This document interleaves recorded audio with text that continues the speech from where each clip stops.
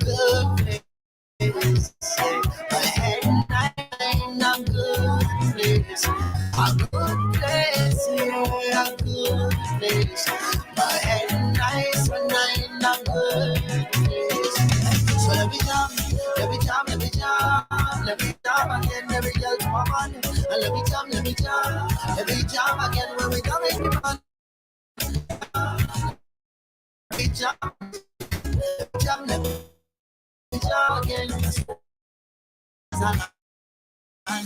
And everybody to touch and can.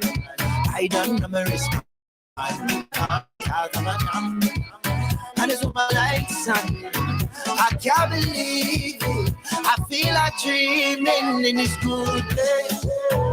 Good place, yeah. My head nice and I'm good. I say in a good place. A good place, yeah. My head so nice and yes, let me jam, let me jam, let me jam, let me jam again. So let me jam, oh yeah, yeah. Let me jam again. So let me jam. FM 99.9.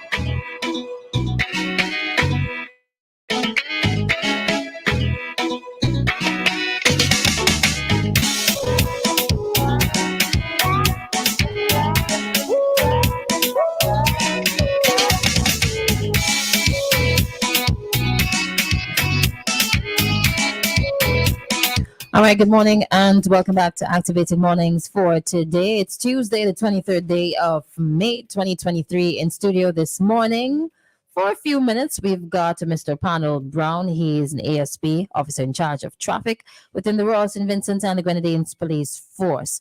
And in case you haven't heard, they're taking on a road safety week under the theme, Road Safety is Everyone's Responsibility. So good morning and welcome.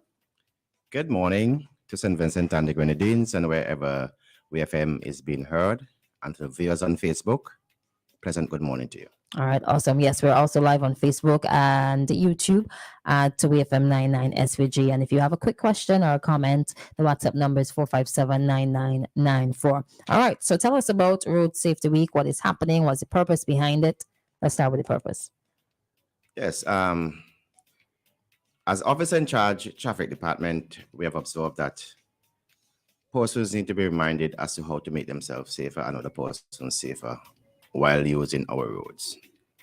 And with this, we have also noticed a number of accidents occurring on our roads that could be avoided, resulting in injuries and in some cases death, damage to properties and vehicles alike.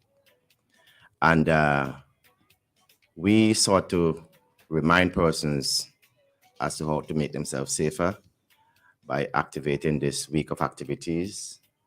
We commenced on Sunday the 21st with a church service at the Kingston Baptist Church. It was awesome. Mm-hmm. And we show the persons who were there that we're not only officers of the law, but we are officers of the gospel also. And on Monday, we had our officers going into the various schools. This is an ongoing process, going into the schools and enlightening our persons and tell them how they can be a little bit more safer on our roads. Tuesday, we have a caravan leaving Kingston from 9:30 to the windward side. We will also be sensitizing the public as to our purpose and remind them how they can be more safer on our roads. On Wednesday, we have a showcase just in front of the police barracks. We are going to have bumper stickers so that persons can stick on their vehicles. We are going to... We have some slogans that we will also be sharing out to motorists and pedestrians alike, so as to how things that they can do or can avoid doing while using on our roads to make it safer. On Thursday, we have a caravan going on the leeward side.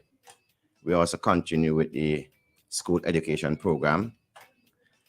On Friday, we have a march and rally beginning at Heritage Richmond Hill Road, just outside Peace Memorial Hall, culminated at Heritage Square with a rally where we'll have addresses from the Ministry of Health, the Ministry of Education, the insurance companies, the Commissioner of Police, and the Minister in charge of Transport and Works, who is also the Deputy Prime Minister. That is as far as the week is concerned. But the week doesn't stay there. We are going to continue to educate our general public as to how they can make themselves safer while using our roads. Okay, lovely. The bumper stickers are for people who have cars, or Well, they're for persons who have vehicles, but if you're living close to the road you are business owner and you want to have a sticker placed on your building, it also will remind persons while walking or while using the road how they can make themselves safer. is that part of the plan to put up a bit more signage or notices at priority areas? We are embarking on placing some road signs or some jingles in strategic areas to remind motorists as to how they can make themselves safer also. Okay, lovely.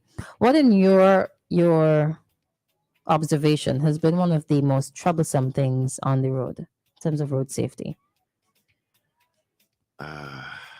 There's so many again. I think there's a tie. Public service transport drivers and pedal cyclists. Oh, I think there's a tie there. We have persons who are operating public service transport who are very ridiculous on our roads. They create, some of them are the art of most of the accidents. They create this accident and other persons are involved because of the way they drive on our roads. And the pedal cyclists, we are trying our best to bring some closure to how they ride on our roads. It's really ridiculous with the pedal cyclists, and we have seen where in the most recent past where pedal cyclists are getting involved in accident and getting seriously injured and in some cases result in death. So it is a major concern. I have noticed that it's generally boys. I've never seen a girl riding a bicycle on the streets in the manner that they come out in groups. And I noticed that most of them don't wear helmets. And if they are riding at nights after the sun sets, you don't see the reflectors. Those things are against the law, aren't they? What happens if a police officer comes across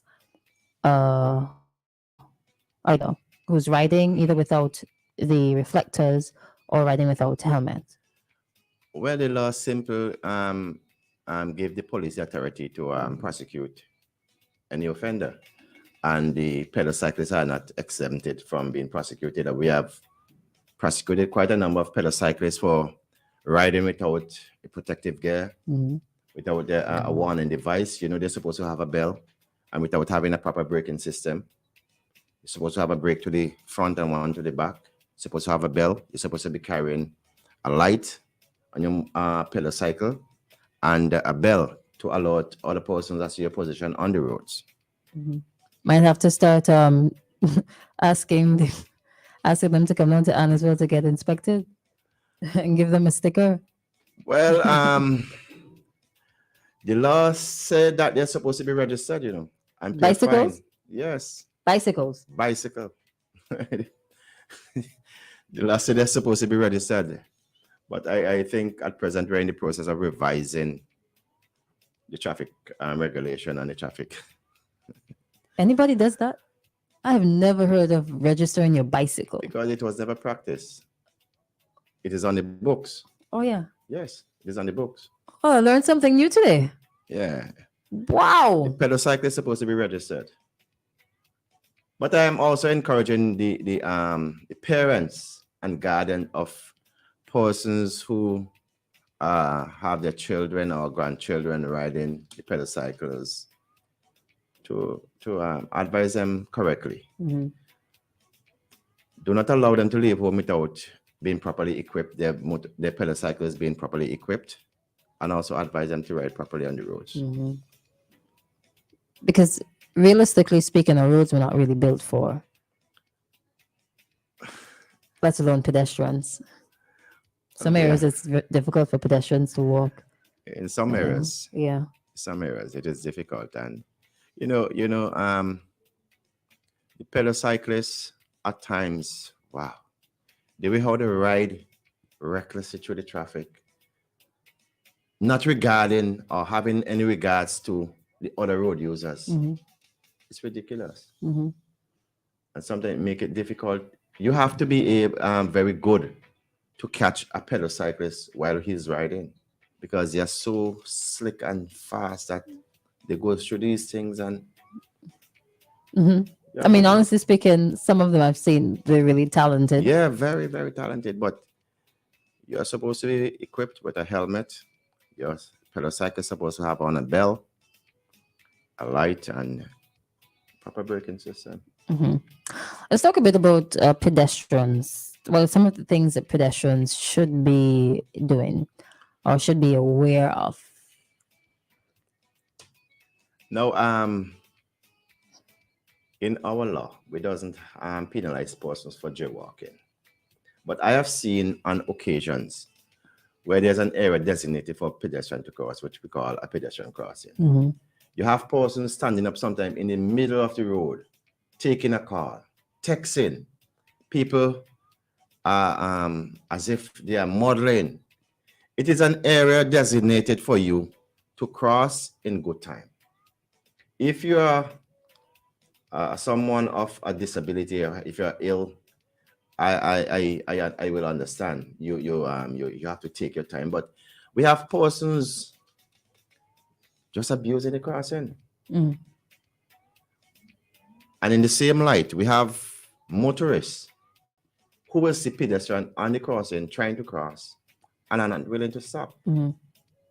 Now the law states, when approaching a crossing as a motorist, you have to approach with caution and prepare to stop.